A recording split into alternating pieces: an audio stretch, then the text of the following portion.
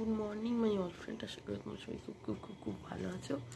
আমিও খুব ভালো আছি। সবে উঠলাম, কালকে বিয়ে বাড়ি থেকে এসেছিলাম। তো 12:30 বেজে গেছিলো। ঘুমোতে ঘুমোতে প্রায় 2টো। বা সারাক্ষণ ঘুম হয়নি, ওর অফিস ছিল ভোরবেলায়, মর্নিং ডিউটি। তো ঘুমাতে ঘুমাতে আমার 5টা বেজে গেছে, তাই 10টার সময় ঘুম ভাঙলো।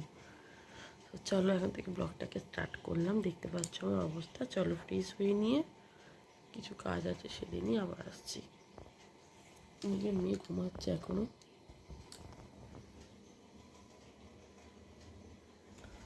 ওকে তুলতে হবে, আন্টি আসবে পড়াতে। তো চলো আবার আসছি একটু বাদে। ভ্যালেন্টাইন্স ডেতে এটা আমার বর আমাকে গিফট করেছে, ট্রলি ব্যাগ।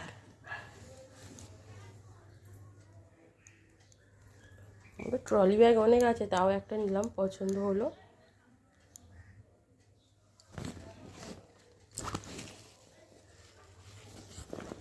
খুব সুন্দর, এটা টুকটাক যাওয়ার জন্যে নিয়ে যাওয়া যাবে। এই যে সকালের পরে চলে এলাম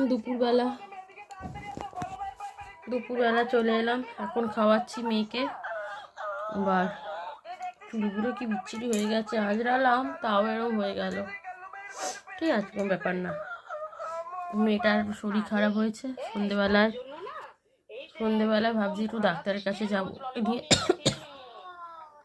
সন্ধেবেলা ওকে নিয়ে ডাক্তারখানায় যাবো আজকে। দেখি একটু পেটটা খারাপ মতো হয়েছে, মোটামুটি 2 দিন বিয়ে বাড়িতে একটু টুকটাক খাওয়াতে হয়েছে, সেজন্য একটু হয়তো পেটটা গন্ডগোল করেছে। তো চলো আমি একটু অল্প অল্প করেই আসছি আজকে ব্লগে।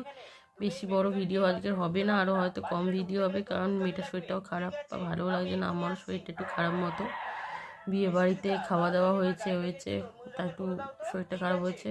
বাট আমার ওই জন্য হয়নি, আমার একটু ঠান্ডা লেগে গেছে। এই যা ঠান্ডা লাগার জন্য আমার একটু শরীরটা খারাপ হয়েছে, আর কিছু না। সো চলো আবার আমি পরে আসছি। আচ্ছা, বলছি এখন মেয়েকে নিয়ে একটু ডাক্তারখানায় যাচ্ছি।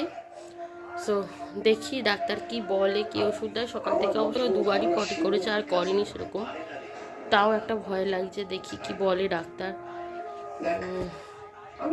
ওষুধ তো নিশ্চয়ই দেবে, খাওয়াবো। তাও করেনি, তাও ভাবলাম কি যে না, একবার দেখিয়েই নিই, দরকার নেই, ফেলে রাখবো না। এর আগের বারও একবার করেছিলাম, ফেলে রেখে দেখি বলতে বলতে মেয়ে খুব বাড়াবাড়ি হয়ে গেছিলো, পটি মানে প্রচণ্ড পরিমাণে করছিল। সঙ্গে সঙ্গে ডাক্তার পাওয়াও মুশকিল আছে এখানে।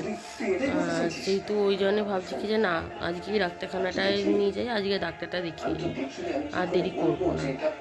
তো চলো ওকে ডাক্তারটা দেখিয়ে আনি, তারপর আবার পরে আসছি।